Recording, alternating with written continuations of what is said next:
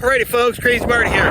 Today we're going to give a YouTube video for the YouTube mechanics that can't seem to tell you exactly what we got. Alright, we got a 2004 F350 XLT Super Duty. Alright, and what we had is we had the rear cable, the upper cable broke. And what people don't tell you on YouTube is the problem. You can't just get a cable with this because this is sealed all the way through. All right, so I'm going to show you how you have to have a grinder in order to get this thing to work.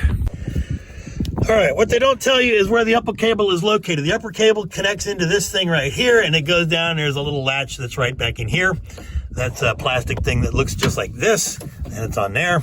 And it connects up to there, and the cable runs up through here. So there's 3 screws up at the top that you need to take out.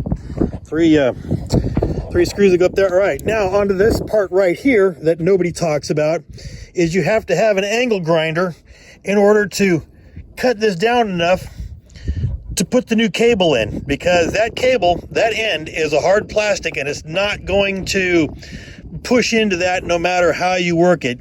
So you have to slice it open with an angle grinder and a cutting discs. And then you can notch it out a little bit to have some room for the cable to fit in there. It is kind of a pain in the butt because you have to push down on the latch in there to get the ball that's in there around the lever and get the cable off to one side and then get the cable to slip out. So it is kind of a nightmare to get it in and out, but you can do it.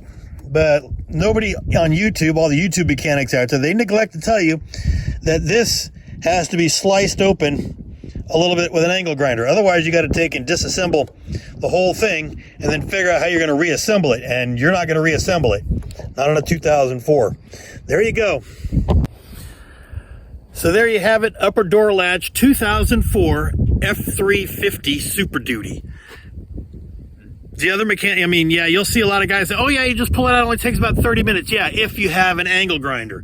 And no, it doesn't take 30 minutes. It takes 30 minutes just to grind it down a little bit to get her to fit right and go in there. But in the meantime, Crazy Marty with your mechanical tech tip that you won't find on the other YouTube channels. On 2004 F350 Super Duty XLT. That's the one with its half doors.